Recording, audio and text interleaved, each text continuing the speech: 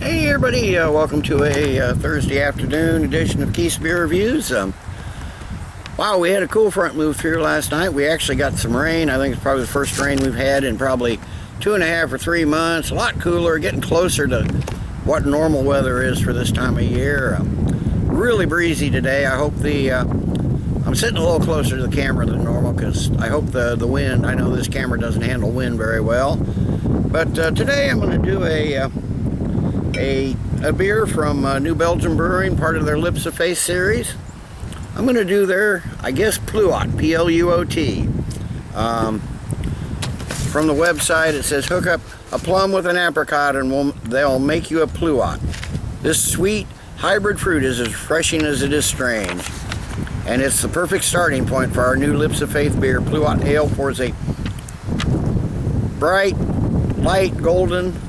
The aroma is full of fruit tones and distinct esters from blending the funky brettanomyces and our house Belgian ale yeast. The flavor carries the same weight, adding a spicy, vinous subtlety to stand up against the malt backbone. To build a beer around this worldly fruit is purely Belgian in imagination. Pour some Pluot and enjoy. It says, Birthdate, May 2013. It's a one-time brew. It's a body medium full, ABV 10%, IBUs 5. Calories, fuck that, who cares, 300. It says hops, target, malts, pale, yeast, Claussenii, and fruits / spice, Pluot. And a little off the bottle, it says cross-pollinate your taste buds with Belgian imagination and you'll be sipping this ale while visions of Pluots dance in your head. Pluots, a hybrid of apricots and plums that impart a subtle sweetness. Ferment that with a wild Belgian yeast strain and you have a fruity yet spicy nature with a body reminiscent of red wine. Delicious. So now I've had a few of these Lips of Faith beers. They've been sort of hit and miss, really. Some are really good, some are kind of meh. Never had this one. I only bought the one bottle. So let's get this poured into my goblet here and we'll see what we got. 10% I'm gonna. Okay, we got a clear, golden, really bubbly beer. Just a wisp of a head at the top. Nice white head, mixture of big and little bubbles. Obviously not gonna last very long. Almost could look like a Budweiser or something the way it looks. So let's give it a nose.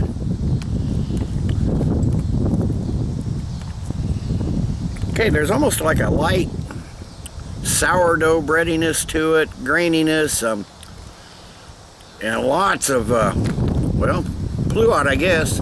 A mixture of an apricot, what did it say? Hybrid of an apricot and a plum. So, never tasted it before, but yeah, it smells fruity, that's for sure.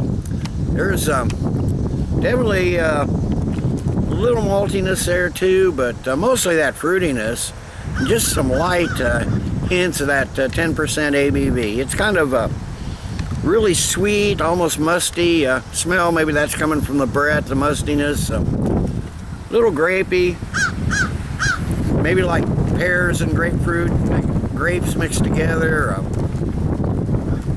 Really strange flavor, so let's get a taste.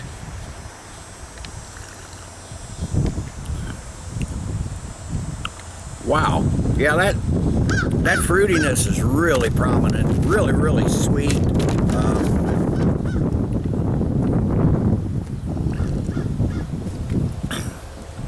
At least so far it's not overly sweet, but it's getting pretty close. Getting a little bit of that, again, that sourdough bread type taste, but primarily that fruit just dominates everything. There might be, again, like some white grapes or pears in there. Maybe some light spices, maybe a little candy sugar there, and you get a pretty good alcohol burn on the finish too. That mouthfeel is pretty well. It's kind of almost syrupy thick. but it's got a kind of a pungent, bitter finish. Kind of dry, really dry on the palate, but that could be the alcohol too. I'd say it's medium to full body. The carbonation, what was there has almost died down. There's very little carbonation. It's really a thick, sweet, fruity beer, that's for sure. So let me sit. I'm gonna sit and sip on this a while. I'm gonna seal this bottle up. 10%. I'm not gonna drink it all right now. So I'll be back after a while with the final thoughts and grade. Okay, I'm back. It hasn't been that long, only 10 or 15 minutes or so. I gotta say, what little it's warmed up, those fruit flavors have really come out a lot more. I'm really not getting anything but fruit on this. It's not a bad beer. It's just not a very good beer. The fruit and the juice flavors are so overwhelming. They just overwhelm everything else. They say there's some bread in there. I'm not even getting any of that funkiness that you get from bread. All I'm getting is the fruit. I mean, it's a nice tasting fruit, but you know, I could get some apple cider and, you know, get something as fruity as this, that's for sure. It's not a drain pour, but this beer is kind of a mess. It's not very well blended. I mean, it's really top heavy on fruit. So I'm gonna say I can drink it. I'll drink the rest for the price and 10% ABV. I can put up with it, but so it's not a drain pour, but it's darn close. I'm gonna give the New Belgium from their Lips of Faith series, I'm gonna give their Pluot. I'm gonna give it probably maybe one of the lowest scores I've ever given anything. I'm gonna give it a 3.5 out of 10.